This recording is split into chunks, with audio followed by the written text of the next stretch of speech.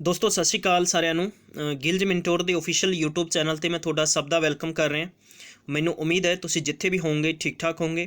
Recruitment notification 'ਚ ਅੱਜ ਮੈਂ ਤੁਹਾਡੇ ਲਈ ਬਹੁਤ ਅੱਛੀ ਜਾਣਕਾਰੀ ਲੈ ਕੇ ਆਇਆ। DFCCIL 'ਚ ਪੋਸਟਾਂ ਆਊਟ ਹੋਈਆਂ ਨੇ ਡੈਡੀਕੇਟਿਡ ਕੋਰੀਡੋਰ ਫਰੇਟ ਦੇ ਅੰਦਰ। ਪੂਰੀ ਜਾਣਕਾਰੀ ਮੈਂ ਤੁਹਾਨੂੰ ਡਿਟੇਲ ਵਾਈਜ਼ ਸਾਂਝੀ ਕਰਾਂਗਾ।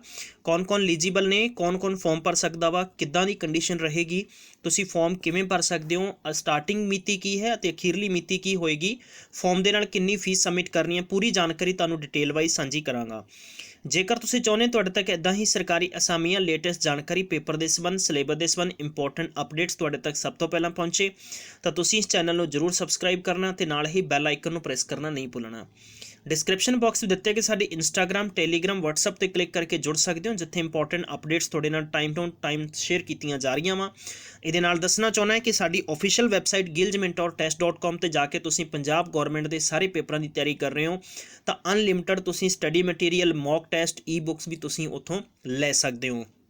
तो हुण तुहानूं मैं लैके चलते हैं ऑफिशियली नोटिफिकेशन ते, तो तुसीं फटाफट इस सैशन नूं प्लीज़ शेयर कर दिओ ताकि सारे स्टूडेंट्स तक पूर्ण तौर पर जानकारी पहुँच जाए। दोस्तों ये नोटिफिकेशन है डेडिकेटेड फ्रेट कॉरीडोर कॉरपोरेशन ये रेल का ही है। एक थोड़ा मैं दसना चाहांगा कि जिद्दां कि ये 1986 ਦੇ ਵਿੱਚ ਭਾਰਤ ਦਾ ਜਿੰਨਾ ਵੀ ਟਰਾਂਸਪੋਰਟ ਦਾ ਸਿਸਟਮ ਸੀਗਾ ਤਕਰੀਬਨ ਮੈਂ ਦੱਸਣਾ ਚਾਹਾਂਗਾ 94% ਸੀਗਾ ਉਹ ਰੇਲ ਜਿਹੜੇ ਮੈਂ ਕਹਾਂ ਰੇਕ ਹੈ ਜਾਂ ਮਾਲ ਗੱਡੀਆਂ ਹੈਗੀਆਂ ਇਹਨਾਂ ਦੇ ਥਰੂ ਆਉਂਦਾ ਸੀਗਾ। ਤੇ ਭਾਰਤ ਸਰਕਾਰ ਨੇ 2006 ਦੇ ਵਿੱਚ ਇੱਕ ਨਵਾਂ ਇਨੀਸ਼ੀਏਟਿਵ ਕੀਤਾ ਆ। ਇਹ ਨਵਾਂ ਬਲਕਿ ਇੱਕ ਭਾਰਤ ਦਾ ਕੋਰੀਡੋਰ ਫਰੇਟ ਬਣਾਇਆ ਸੀਗਾ ਜਿਸ ਦੇ ਵਿੱਚ ਤਕਰੀਬਨ ਜਿਵੇਂ ਹੁਣ ਲੁਧਿਆਣਾ ਤੋਂ ਡਾਇਰੈਕਟ ਟ੍ਰੇਨ ਨੂੰ ਜੋੜਿਆ ਜਾਏਗਾ ਬੰਬੇ ਨਾਲ, ਠੀਕ ਹੈ। ਫਿਰ ਬੰਬੇ ਤੋਂ ਜਿਵੇਂ ਵੀ ਸਾਡੇ ਸੀ ਨੇ ਜਿੱਥੋਂ ਵੀ ਸਾਡਾ ਮਾਲ ਆਯਾਤ ਜਾਂ ਨਿਰਯਾਤ ਹੁੰਦਾ ਹੈ, ਐਕਸਪੋਰਟ ਔਰ ਇੰਪੋਰਟ ਹੁੰਦਾ ਆ, ਤਾਂ ਕਿ ਜੋ ਸਿੱਧਾ ਡਾਇਰੈਕਟ ਕਿ ਚਾਹੇ ਆਪਾਂ ਲਾਭਮਤ ਤੌਰ 'ਤੇ ਗੱਲ ਕਰੀਏ ਕਿ ਟਰਾਂਸਪੋਰਟ ਦੀ ਸੁਵਿਧਾ ਨੂੰ ਹੋਰ ਯਾਨੀ ਟ੍ਰੇਨ ਦੇ ਥਰੂ ਜਲਦੀ ਆਸਾਨ ਕਰਨਾ, ਤਾਂ ਇਹ ਇੱਕ ਰੇਲ ਦਾ ਹੀ ਵਰਜ਼ਨ ਮੈਂ ਤੁਹਾਨੂੰ ਦੱਸਾਂਗਾ। ਇਹਦੇ 'ਚ ਕੁਝ ਪੋਸਟਾਂ ਆਊਟ ਹੋਈਆਂ DFCCIL ਦੇ ਵਿੱਚ, ਠੀਕ ਹੈ, ਮਿਨਿਸਟਰੀ ਆਫ ਰੇਲਵੇ ਦੁਆਰਾ ਕੱਢੀਆਂ ਗਈਆਂ ਨੇ। ਜੋ ਸਟਾਰਟਿੰਗ ਡੇਟ ਹੈ ਉਹ ਸਟਾਰਟ ਡੇਟ ਹੋ ਚੁੱਕੀ ਹੈ 15 ਫਰਵਰੀ ਤੋਂ ਫਾਰਮ 15 ਮਾਰਚ ਤੱਕ ਫਾਰਮ ਭਰ ਸਕਦੇ ਹੋ। ਅਤੇ ਯਾਦ ਰੱਖਣਾ ਹੈ ਕਿ ਲਾਸਟ ਵੀਕ ਆਫ ਅਪ੍ਰੈਲ ਤੁਹਾਡਾ ਯਾਨੀ tentative date of computer based test ਹੋਏਗਾ। ਲਾਸਟ ਈਅਰ ਵੀ ਕਾਫੀ ਜ਼ਿਆਦਾ ਪੋਸਟਾਂ ਇਹਦੇ 'ਚ ਕੱਢੀਆਂ ਗਈਆਂ ਸੀਗੀਆਂ। ਇੱਥੇ ਪੋਸਟਾਂ ਤੁਹਾਨੂੰ ਦੱਸਣਾ ਚਾਹਾਂਗਾ ਕਿ ਇੱਕ ਤਾਂ ਇਹਨਾਂ ਨੇ ਪੋਸਟਾਂ ਕੱਢੀਆਂ ਅਸਿਸਟੈਂਟ ਮੈਨੇਜਰ ਲਈ ਹੈ, ਜੂਨੀਅਰ ਮੈਨੇਜਰ ਔਰ ਐਗਜ਼ੀਕਿਊਟਿਵ ਲਈ ਹੈ। ਦੱਸਣਾ ਚਾਹਾਂਗਾ ਇਸ ਦੇ ਸੰਬੰਧ 'ਚ ਤੁਸੀਂ ਅਪਲਾਈ ਕਰਨਾ ਚਾਹੁੰਦੇ ਹੋ ਤਾਂ DFCCIL ਦੀ ऑफिशियल ਵੈਬਸਾਈਟ 'ਤੇ ਵੀ ਜਾ ਸਕਦੇ ਹੋ, ਬਲਕਿ ਮੈਂ ਇਹਦਾ ਨੋਟੀਫਿਕੇਸ਼ਨ ਵੀ ਤੁਹਾਨੂੰ ਕਮੈਂਟ ਬਾਕਸ 'ਚ ਦੇ ਦਾਂਗਾ ਜਿੱਥੋਂ ਤੁਸੀਂ ਇਹ ਡਾਇਰੈਕਟ ਲਿੰਕ 'ਤੇ ਵੀ ਕਲਿੱਕ ਕਰਕੇ ਤੁਸੀਂ ਆਪਣਾ ਫਾਰਮ ਭਰ ਸਕਦੇ ਹੋ। ਦੋਸਤੋ ਇਹਦੇ ਸੰਬੰਧ 'ਚ ਮੈਂ ਤੁਹਾਨੂੰ ਦੱਸਣਾ ਚਾਹਾਂਗਾ ਕਿ ਟੋਟਲ ਅਲੱਗ-ਅਲੱਗ ਤਰੀਕੇ ਦੀਆਂ ਪੋਸਟਾਂ ਨੇ। ਅਸਿਸਟੈਂਟ ਮੈਨੇਜਰ ਦੀਆਂ ਟੋਟਲ ਫਾਈਨਾਂਸ ਦੇ ਸੰਬੰਧ 'ਚ 17 ਪੋਸਟਾਂ ਨੇ। ਤੁਹਾਡੇ ਕੋਲੇ ਘੱਟੋ ਘੱਟ CA ਜਾਂ CMA ਕੀਤਾ ਹੋਣਾ ਲਾਜ਼ਮੀ ਹੈ। ਪੋਸਟ ਕੁਆਲੀਫਿਕੇਸ਼ਨ ਐਕਸਪੀਰੀਅੰਸ ਤੁਹਾਡੇ ਕੋਲੇ 3 ਸਾਲ ਦਾ ਤਜਰਬਾ ਹੋਣਾ ਲਾਜ਼ਮੀ ਹੈ। ਇਸ ਤੋਂ ਬਾਅਦ ਗੱਲ ਕਰਦੇ ਹਾਂ ਦੂਜੇ ਦੇ ਵਿੱਚ ਅਸਿਸਟੈਂਟ ਮੈਨੇਜਰ ਇਨਫੋਰਮੇਸ਼ਨ ਟੈਕਨੋਲੋਜੀ ਦੀਆਂ 13 ਪੋਸਟਾਂ ਨੇ। ਤੁਹਾਡੇ ਕੋਲੇ MBA ਜਾਂ MCA ਜਾਂ MTech ਕੰਪਿਊਟਰ ਸਾਇੰਸ ਜਾਂ BE ਜਾਂ BTech ਜਾਂ AMIE computer science IT electronics ਜਾਂ ਇਲੈਕਟ੍ਰੋਨਿਕਸ ਜਾਂ ਕਮਿਊਨੀਕੇਸ਼ਨ ਦੇ ਵਿੱਚ ਕੀਤੀ ਹੋਵੇ। ਘੱਟੋ ਘੱਟ 60% ਤੋਂ ਨੰਬਰ ਘੱਟ ਨਹੀਂ ਹੋਣੇ ਚਾਹੀਦੇ। ਔਰ ਇਹਦੇ ਸੰਬੰਧ ਦੇ ਵਿੱਚ ਦੱਸਣਾ ਚਾਹਾਂਗਾ ਪੋਸਟ ਕੋਡ 12 ਤੋਂ ਲੈ ਕੇ 19 ਤੱਕ ਇਹਨਾਂ ਨੇ ਮੰਗਿਆ ਜੋ ਮੋਡੂਲਸ ਤੁਹਾਨੂੰ ਦੇ ਰੱਖਿਆ ਕਿ 3 ਸਾਲ ਦਾ ਤਜਰਬਾ ਤੁਹਾਡੇ ਕੋਲੇ ਹੋਵੇ। ਪੋਸਟ ਕੋਡ ਨੰਬਰ 20 ਦੇ ਵਿੱਚ 3 ਸਾਲ ਦਾ ਤਜਰਬਾ ਹੋਵੇ। ਪੋਸਟ ਕੋਡ 21 ਦੇ ਵਿੱਚ ਵੀ 3 ਸਾਲ ਦਾ ਤਜਰਬਾ ਹੋਵੇ ਲੇਕਿਨ ਵੈਬਸਾਈਟ ਡਿਵੈਲਪਮੈਂਟ ਦਾ ਤਜਰਬਾ ਹੋਵੇ। ਇਹਦੀ ਤਫਸੀਲ ਪੂਰੀ ਤੁਹਾਨੂੰ ਡਿਟੇਲ ਇੱਥੇ ਦੇ ਰੱਖੀ ਹੈ, ਪੋਸਟ ਕੋਡ ਦੇ ਰੱਖੀ ਹੈ, ਟੋਟਲ ਪੋਸਟਾਂ ਦੀ ਜਾਣਕਾਰੀ ਦੇ ਰੱਖੀ ਹੈ। ਇਹਦੇ ਸੰਬੰਧ 'ਚ ਹੋਰ ਵੀ ਇਨਫੋਰਮੇਸ਼ਨ ਹੈਗੀ ਜੋ ਮੈਂ ਤਾਂ ਮੇਰੇ ਕੋਲੇ ਨੈਕਸਟ ਹੈ ਕਿ ਜੂਨੀਅਰ ਮੈਨੇਜਰ ਦੇ ਵਿੱਚ ਟੋਟਲ ਇੱਥੇ ਇਹਨਾਂ ਨੇ ਪੋਸਟਾਂ ਵੱਖਰੀਆਂ ਨੇ, 4 ਪੋਸਟਾਂ ਨੇ। ਪੋਸਟ ਕੋਡ 22 ਰਹੇਗਾ ਜਿਹਦੇ ਸੰਬੰਧ 'ਚ ਤੁਹਾਡੇ ਕੋਲੇ 2 ਸਾਲ ਦਾ ਫੁੱਲ ਟਾਈਮ MBA ਜਾਂ PGDBA ਜਾਂ PGDM ਕੀਤਾ ਹੋਣਾ ਲਾਜ਼ਮੀ ਹੈ ਤੁਹਾਡੇ ਕੋਲੇ ਔਰ 60% ਮਾਰਕਸ ਵੀ ਇਹਨਾਂ ਨੇ ਮੰਗੇ ਨੇ। ਨੈਕਸਟ ਹੈ ਐਗਜ਼ੀਕਿਊਟਿਵ ਦੀਆਂ 13 ਪੋਸਟਾਂ ਨੇ। ਤੁਹਾਡੇ ਕੋਲੇ ਕੁਆਲੀਫਿਕੇਸ਼ਨ ਦੀ ਜੋ ਡਿਸਕਸ਼ਨ ਤੁਹਾਨੂੰ ਦੱਸਣਾ ਚਾਹਾਂਗਾ 3 ਸਾਲ ਦਾ full time bachelor degree commerce, ਠੀਕ ਹੈ, ਇਹਦੇ ਵਿੱਚ ਹੋਣੀ ਲਾਜ਼ਮੀ ਹੈ। 60% ਤੋਂ ਘੱਟ ਮਾਰਕਸ ਨਹੀਂ ਹੋਣੇ ਚਾਹੀਦੇ। ਐਕਸਪੀਰੀਅੰਸ ਕੁਝ ਵੀ ਨਹੀਂ ਚਾਹੀਦਾ। ਇਸ ਤੋਂ ਬਾਅਦ ਉਹਨਾਂ ਨੇ ਐਗਜ਼ੀਕਿਊਟਿਵ ਹਿਊਮਨ ਰਿਸੋਰਸ ਦੇ ਅੰਦਰ ਤੁਹਾਡੇ ਕੋਲੇ 3 ਸਾਲ ਦੀ ਲਗਭਗ BBA ਹੋਣੀ ਚਾਹੀਦੀ ਹੈ। HR ਜਾਂ ਪਰਸਨਲ ਮੈਨੇਜਮੈਂਟ ਦੇ ਵਿੱਚ 60% ਤੋਂ ਘੱਟ ਮਾਰਕਸ ਨਹੀਂ ਹੋਣੇ ਚਾਹੀਦੇ, ਕੋਈ ਐਕਸਪੀਰੀਅੰਸ ਨਹੀਂ ਚਾਹੀਦਾ। ਨੈਕਸਟ ਹੈ ਐਗਜ਼ੀਕਿਊਟਿਵ ਇਨਫੋਰਮੇਸ਼ਨ ਟੈਕਨੋਲੋਜੀ। ਇਹਦੇ 'ਚ ਤੁਹਾਡੇ ਕੋਲੇ BE ਜਾਂ BTech ਤੁਹਾਡੇ ਕੋਲੇ ਕੀਤੀ ਹੋਣੀ ਲਾਜ਼ਮੀ ਹੈ। 60% ਤੋਂ ਘੱਟ ਮਾਰਕਸ ਨਾ ਹੋਣ, ਕੋਈ ਵੀ ਐਕਸਪੀਰੀਅੰਸ ਨਹੀਂ ਚਾਹੀਦਾ। ਇਹਦੇ ਸੰਬੰਧ 'ਚ ਤੁਸੀਂ ਫਾਰਮ ਭਰ ਸਕਦੇ ਹੋ।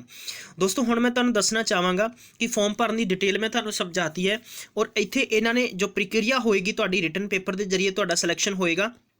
और रिटन पेपर की भी जानकारी तुहानूं ऑलरेडी गिवन है इत्थे।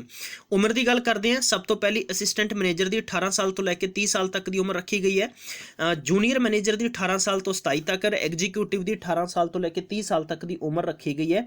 लेकिन इन्होंने ये भी कहा है कि as per the rules of government of India द्वारा जो जिस भी कैटेगरी को उम्र च छूट दी जाती है उन्होंने यथावत रखी जाएगी, बिल्कुल वो सेम टू सेम ही रहेगी। उम्र दे विच रिलैक्सेशन दिता जाएगा, जिमें कि SC ST वास्ते अलग दे रखे हैं, OBC है, नॉन क्रीमिलियर की अलग तो दे रखी जानकारी, और EWS की भी अलग तो जानकारी दे रखी है। तो ये पूर्ण तौर पर तुसीं नोटिफिकेशन रीड आउट करके भी तुसीं फॉर्म भर सकते हो।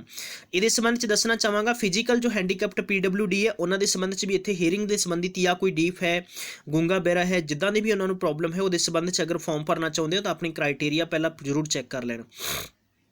हुण सिलैक्शन प्रोसैस वेरीअस पोस्ट के संबंध है, सारिया पोस्टां लई कंप्यूटर बेस्ड टैसट होएगा, मतलब 6 तरीके दी पोस्टां ने इत्थे, ठीक है। डॉक्यूमेंट वेरीफिकेशन होएगा। इंटरव्यू सिर्फ असिस्टेंट मैनेजर फाइनेंस और असिस्टेंट मैनेजर IT और जूनीयर मैनेजर HR च ही इंटरव्यू होएगा, बाकी किसी पोस्ट दे विच इंटरव्यू नीचे नहीं होएगा। क्लीयर है। मैडिकल टैसट और सारिਆਂ ਦੇ ਵਿੱਚ होएगा, ये बिल्कुल इन्होंने मैंडेटरी ਤੁਹਾਨੂੰ जानकारी दे रखी है। ये कहते हैं कि इदां का कोई केस नहीं है कि पहला प्रीलियम्स होएगा फिर मेन्स होएगा। इन्होंने कहा है कि सिर्फ computer based test 1 online mode के थ्रू होएगा, ठीक है। 2 या 3 सैक्शन सिंगल मल्टीपल चॉइस तो क्वेश्चन दिते जाएंगे। 120 क्वेश्चन होंगे, ठीक है। 120 क्वेश्चन है या 96 question related to the post discipline से संबंधित होएगा, और बाकी जोड़े तुहाडे कोले तकरीबन 24 क्वेश्चन होंगे वो तुहानूं अलग मॉड्यूल्स दे विचों पूछे जाएंगे, ठीक है। पेपर क्वालिफिकेशन की प्रक्रिया की गल तुहानूं ऑलरेडी पता है कि 1.4 तो नैगेटिव मार्किंग होएगा, 40% है वो जनरल कैटेगरी नूं पेपर क्वालीफाई करना पएगा, 30% है वो SC ST नूं करना पएगा, और ST नूं 25% पेपर क्वालीफाई करना पएगा। उस तो बाद ही उन्होंने अगे सिलैक्शन प्रोसैस च रखा जाएगा। जो एप्लीकेशन फीस है 1000 रुपया है सीनियर मैनेजर लई, जूनीयर मैनेजर लई 1000 रुपया है, और एग्जीक्यूटिव के लिए 900 रुपया फीस पे करनी पएगी। याद रखना है SC ST PWD ex serviceman candidates को कोई भी फीस पे नहीं करनी है, बिल्कुल फ्री तुसी फॉर्म भर सकते हो, ठीक है। याद रखना है फीस थोड़ी बिल्कुल कुछ भी नहीं है, बिल्कुल मैं कहूँगा कि 0 फीस इत्थे तुहाडी लगेगी। दोस्तों मैं पूरी प्रक्रिया तुहानूं समझा दी है, पूरे नोटिफिकेशन की जानकारी मैं तुहाडे नाल सांझी कर दी है, ठीक है। जे तुहानूं मेरी जानकारी चंगी लगी है और तुहाडे तक इदां ही असी इंपॉर्टेंट अपडेट्स और ब्रेकिंग न्यूज़ धमाकेदार जो भी खबर जो निकल के आएगी, जो लगेगी कि साडे स्टूडेंट्स साडे शुभचिंतक फॉर्म भर सकते हैं, तो वो डिटेल मैं तुहाडे तक सब तो पहला लैके आवांगा। तब तक ख्याल रखो, टेक केयर, बाय बाय।